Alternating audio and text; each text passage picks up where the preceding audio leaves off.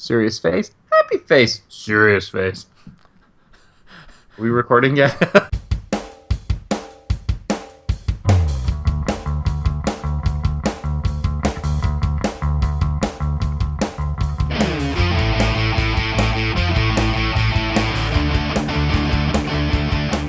Hey everyone, it's Jeff Peters from GamerPops, and welcome to episode 3 of our somewhat weekly web show thing that we're doing. Joining me, as always, is Mr. Greg Picken. Say hi, Greg.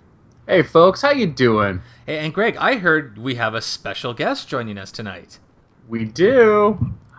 Look who it is. It's a Tyrannosaurus Rex. He's going to try to eat my face. No!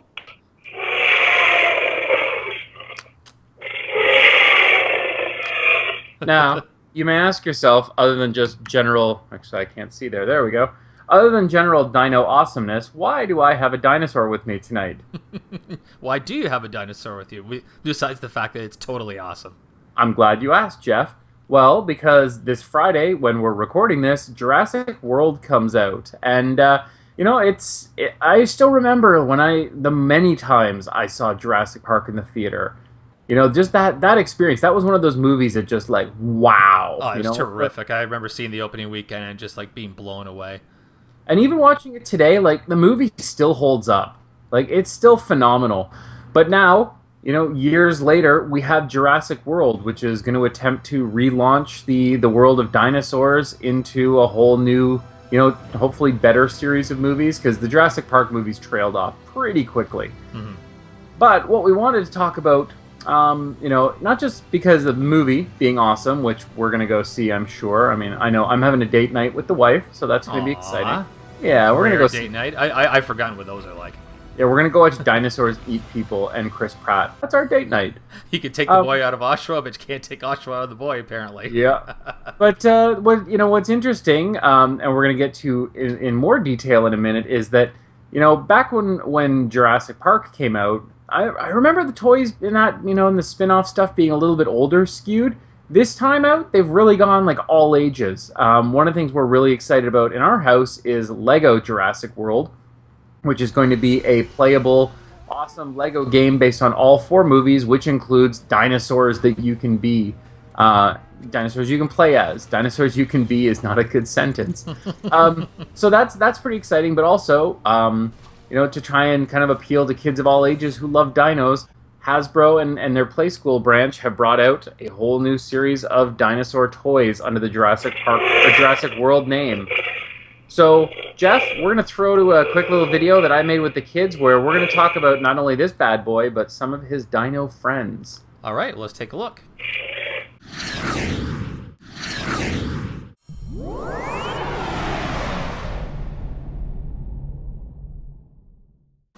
Hey folks, it's Greg from GamerPops, and if there's one thing I know about kids, it's that they love dinosaurs. So with Jurassic World coming out into the theaters this month, even though it's not necessarily a movie for all ages, we've got toys for all ages, including some that we want to talk about right now, which are the Playskool Heroes Jurassic World toys. Kids, do you want to show us what we got? So, this. Oh, by the way, they all have like these little symbols on them. Yeah. What do you think the JW stands for? Jurassic World. Good There. guess. So here we've got, we'll show 3 different sets. We've got the mighty T-Rex and his trainer.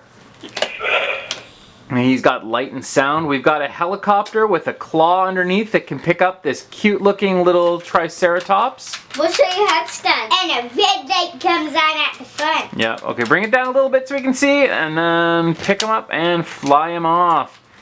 And then finally... Zum, zum, zum, zum, zum. And then finally, we have, on its own, the Velociraptor.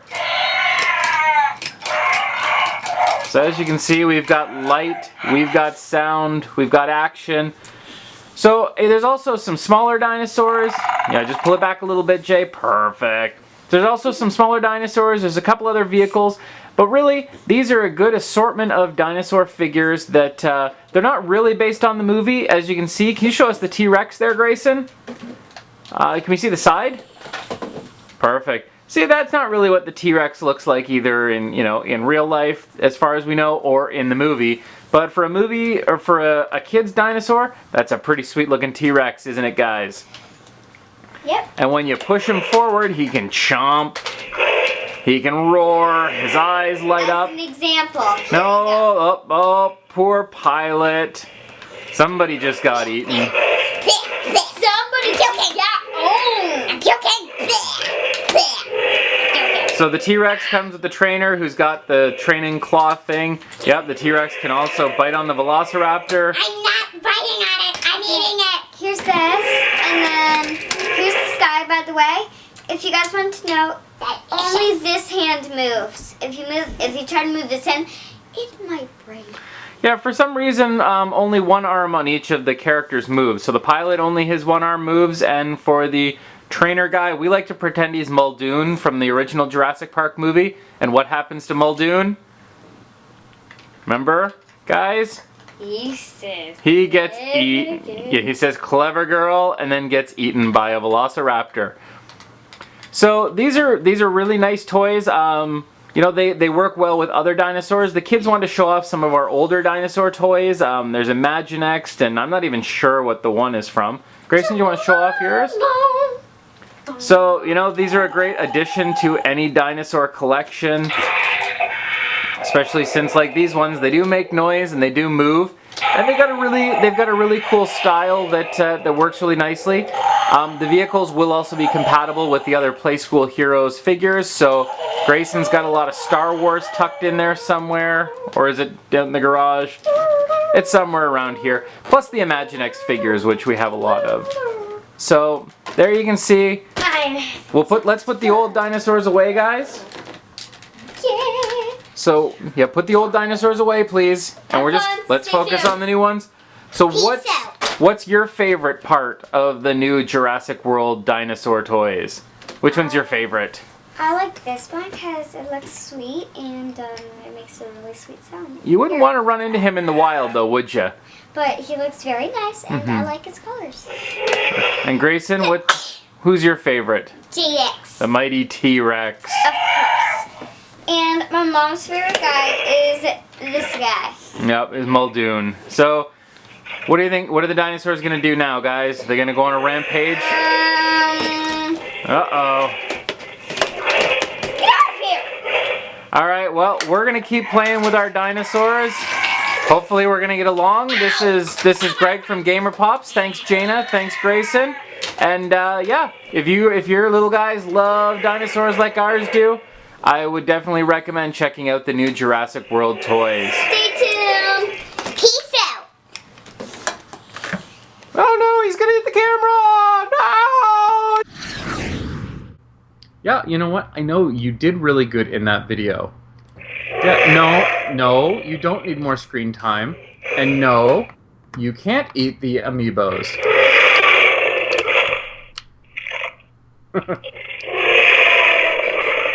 These things are like gold. Get them away. Get them away.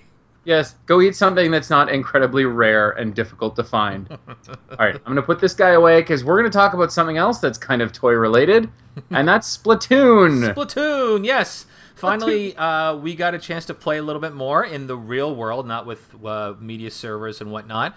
And basically, I want to give a quick update as to what we've seen. Now, the matchmaking is definitely easier to find a match now, simply because there are so many people, and we're playing worldwide. Like, so I see like Japanese characters on the nicknames of people I play with and things like that. So we're playing with people all around the world. I find matchmaking still isn't the best. It's not 100% reliable. Sometimes I'll sit there and wait like 3 minutes to get into a game, even though there's lots of people available. And I still encounter that problem where you have 8 people to start, but for whatever reason, 1 or 2 just crap out. And it's really frustrating because it basically makes a handicap match at that point. So, but, that said, it's still, 2 weeks later, it's still a blast to play. Like I said, I'm not a shooter guy, but I'm really enjoying every round I play with this. The progression system is really, really well done. And I'll tell you, my 7-year-old Malcolm has just absolutely taken a shining to this game, to the point where he is at a higher level than I am. He's at the point where he's gotten to level 11, and thus he's unlocked the rank battles, which is great because I've been able to watch some of those. It's definitely a different it's a different kind of game strategy because you have turf wars in the regular battles, but for the ranked battles, you have essentially, like what do they call those in shooters? It's not like you have to hold control of zone for a while. I don't know what the generic term is. They have different names for different worlds or different games, but yeah, I mean, I think anybody who's played a first-person shooter knows that kind of. That domination, I think it's called in some games or whatever, where you've got to control a zone for a certain amount of time, and that's what it works like here. Here, with the ranked battles with Splatoon, you have to control a zone for a while, and there's a countdown clock, so you want to try and tick the 100 seconds off. I'll tell you something. Now I know why those people with the higher levels got so high so quickly. When you get to the ranked battles, there are lots more points on the line, not just increasing and decreasing your rank, but also if you win, if you like dominate your opponent and like do a total sweep, you get like 1,800 experience points. And with 11,500, for example, to get to level 11, that'll add up really quickly. Now, on the other flip side, you get almost nothing depending on how your team did if you lose. So, it's a lot more, whereas with like regular turf wars, if you cover ground, you're gonna get yourself experience points to level up with. Yeah. With the rank battles, that it's a little bit different, but it certainly adds variety. I'm hoping some point, I got to grind a little bit more to get to the level 10 so I can do it myself. In the meantime, I will have to live vicariously through my son. Speaking of which, nice. Yeah, and just want to say some of the things you pointed out too for the online difficulties, like that's certainly not exclusive to Splatoon. I mean, no, maybe Nintendo has its own unique challenges because they don't do online play, and the Wii U is, certainly not as robust as a PSN or an Xbox Live, but. I mean, you're going to find those issues with any online game, as somebody who's played a lot of Grand Theft Auto online recently would be able to attest to. Yeah. And I'm actually quite impressed for their first serious major effort at an online game. This has held up fairly well. So, and in 2 weeks, I haven't heard really any reports of matchmaking problems. There's just the odd issue I've had here and there, which, like you said, is not exclusive to, Splatoon. Tune in next week to hear all our analysis and all our breakdown. Or if there's nothing to talk about, it could just be 15 minutes of Greg and his dinosaur and me and my amiibo, and perhaps Greg's dinosaur eating my amiibo and Funkos and various other things, which could be entertaining in its own right. Bye. We'll talk to you next week. What? No, you can't have amiibos to eat. They're Jeff's amiibos. Oh, fine. Go eat Jeff's amiibos.